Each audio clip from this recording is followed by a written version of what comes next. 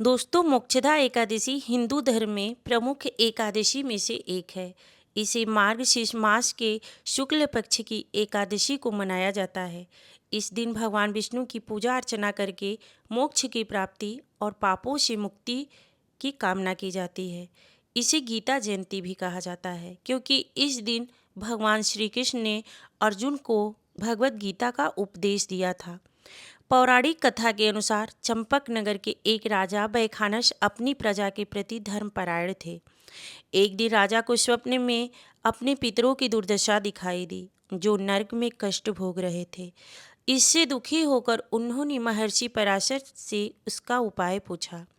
महर्षि पराशर ने राजा को मार्गशीर्ष शुक्ल पक्ष की एकादशी का व्रत करने और पितरों के नाम पर उनका पुण्य अर्पित करने की सलाह दी।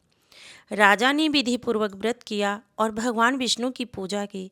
व्रत के प्रभाव से उनके पितर नरक से मुक्त हो गए और स्वर्ग को प्राप्त हो गए। तो दोस्तों, मोक्षदा एकादशी का बहुत बड़ा महत्व है। इस व्रत को रखने से व्यक्ति के सभी पाप नष्ट हो जाते हैं और उसे मोक्ष की प्राप्ति का मार्ग मिलता है। इस दिन एकादशी का व्रत करने से पितरों को भी मोक्ष मिलता है और उनका उद्धार भी होता है।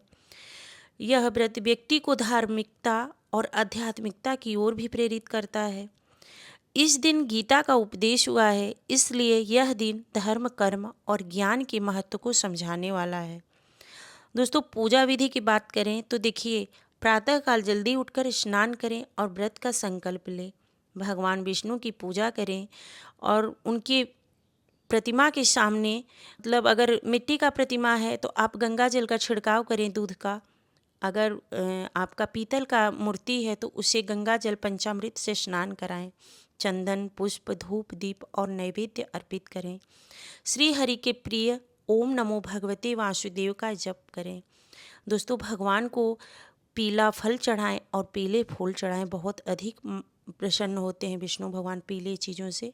तो पीला वस्त्र, पीला फल, पीला फूल और पीले रंग का प्रसाद में पीला फल रखें और लड्डू है तो लड्डू चढ़ाएं। उस दिन एकादशी है तो आप नहीं भी चढ़ा सकते हैं अन्न, तो पीला फल अवश्य चढ़ाएं। इस दिन भगवत गीता का पाठ करना विशेष फलदायी होता है। दिन भर उपवास रखें और शाम को मोक्षदा एकादशी व्रत का कथा सुनें। दोस्तों, ज़रूरतमंदों को अन्न, वस्त्र और धन का दान करें। इस दिन के व्रत से मनुष्य के संपूर्ण पापों का नाश होता है। व्रत के नियम के बारे में बात करें तो देखिए, व्रतधारी को ब्रह्मचर्य का पालन करना बहुत ज़्यादा ज़रूरी है, क्योंकि कोई भी आप व्रत रहें तो मन और तन दोनों को शुद्ध होना चाहिए। सात्विक भोजन एक दिन पहले से ही शुरू कर दें और जिस दिन व्रत रहें उस दिन अगर आप फलाहार करके व्रत रहते हैं तो फलाहार करें। नमक का सेवन न करें, फल खाएं और जल पी के व्रत रखें। क्रोध, झूठ, आलस्य से बचें। दोस्तों, मोक्षदा एकादशी व्रत केवल पापों से मुक्ति नहीं दिलाता, बल्कि आत्मा को शुद्ध कर मोक्ष के मार्ग की ओर अग्रसर करता है। इस दिन भगवान विष्णु की आराधना से असीम पुण्य की प्राप्ति होती है। दोस्तों, 2024 में मोक्षदा एकादशी कब है तो देखिए, इस वर्ष मोक्षदा एकादशी 11 दिसंबर 2024 को है। पंचांग के अनुसार एकादशी तिथि 11 दिसंबर को सुबह 3:42 पर प्रारंभ हो रही है और 12 दिसंबर को रात 1:09 पर समाप्त हो रही है। तो ऐसी स्थिति में 11 दिसंबर को ही व्रत धारण किया जाएगा। इस दिन भगवान श्री कृष्ण ने अर्जुन को गीता का उपदेश दिया था, इसलिए इसे गीता जयंती भी कहा जाता है। व्रत रखने से पापों से मुक्ति मिलती है और पितरों को मोक्ष की प्राप्ति होती है।